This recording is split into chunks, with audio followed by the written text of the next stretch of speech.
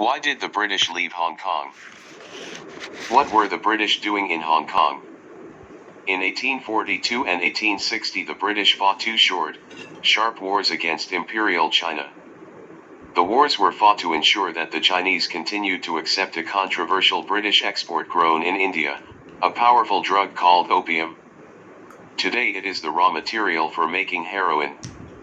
On both occasions British battleships quickly defeated Chinese war junks and forced the Chinese to give up Hong Kong Island, with its valuable harbor, along with southern Kowloon in perpetuity, forever. In 1898 the population of Hong Kong Island was overflowing and the British negotiated a lease for 99 years on the new territories and Lantau Island.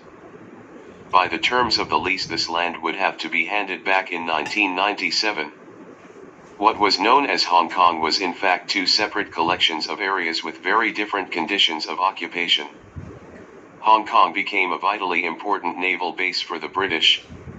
It also became a very important center of trade and manufacturing. Regulations and taxes were few, which meant that Hong Kong goods were famous for their low prices. By 1980 Hong Kong with its 6 million people was exporting more than China, which had a population approaching 1 billion.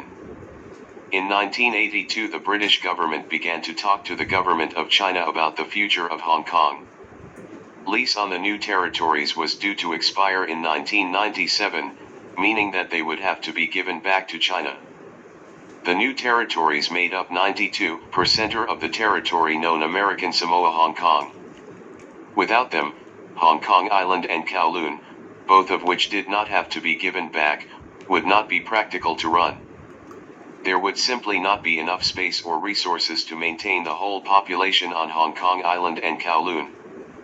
Mrs. Thatcher's problem.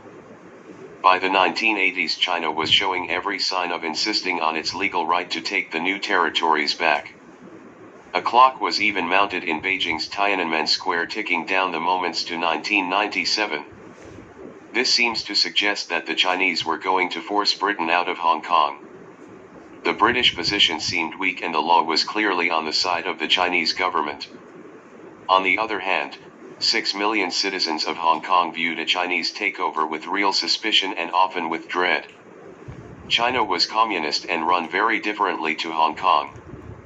It was run strictly by the Communist Party, the only political party allowed.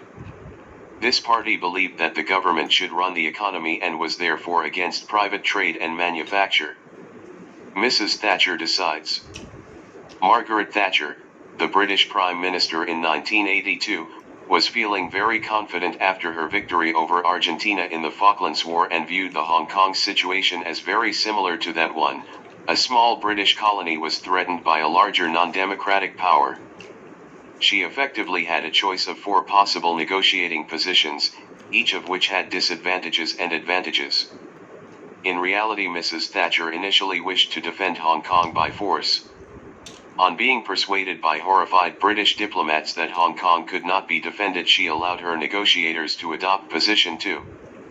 In December 1984 the British and Chinese governments signed a deal known as the Joint Declaration. By its terms China would take over control of the whole of Hong Kong in 1997 but promised to allow its people to keep their way of life for at least 50 years. Hong Kong was to be known as a special administrative region of China. On June 30, 1997, 100 years to the week after Queen Victoria's Golden Jubilee, the Union Jack was lowered over Hong Kong. Britain's last economically significant colony had gone. The sun had finally set on the British Empire. Hong Kong reverts to China June 1997.